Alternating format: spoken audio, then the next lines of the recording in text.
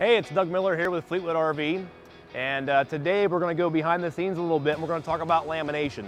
Lamination is one of those things that we kind of take for granted a little bit. It's one of those things that we use but don't always pay attention to, and it's a very valuable part of what we do here at Fleetwood RV. I'm lucky enough to be able to be joined by Randy Burkhart, who is the production manager over our lamination facility. So welcome.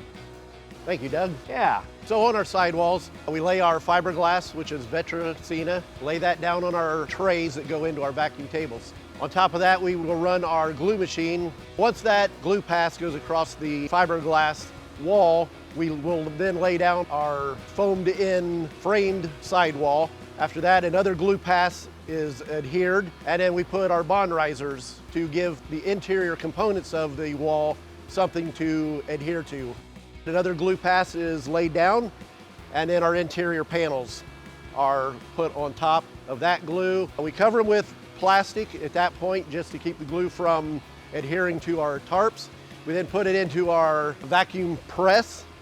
Through the vacuum process, it will actually pull out any air pockets or anything we have. So we get a nice, consistent, even spread of our glue, and the pressure consistent throughout the whole wall to give it that good bond. There are some other things that Randy is responsible for here in the lamination area. That's actually building the walls, the floors, and the ceiling, putting the skeletons together, framing up the walls, getting those things done so they can get encapsulated inside the exteriors and the interiors when we actually go through the build process.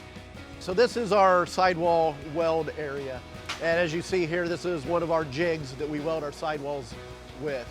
They start out with a styrofoam plan that the CNC program cuts for us. Our sidewalls are laid within those cutouts of our styrofoam.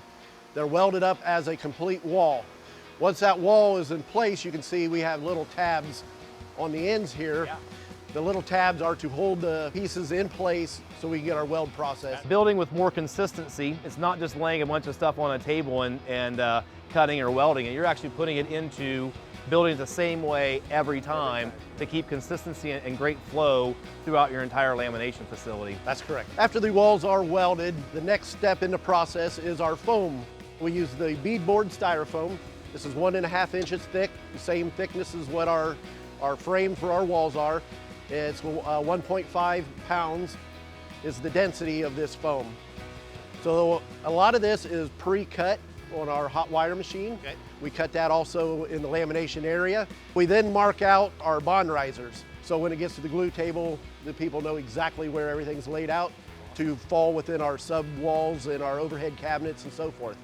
There's something that this can't do, especially in an automotive type atmosphere, which our RVs are subjected to, is unlike a pink fiberglass insulation like an Owens Corning or something like that, this really has no chance to ever settle. You shouldn't have any cold spots in your wall where if you have a fiberglass insulation over time and vibration, it may have a tendency to settle a little bit. This stuff never will. This is stationary where it's at, yes. If you want to learn more about what goes on here at the manufacturing facility, you can join our YouTube page, or you can join us on Facebook. And I just want to say thank you to Randy for building great products here and for taking us through and giving us an explanation on what you do here in the lamination facility. Thank you, Dad.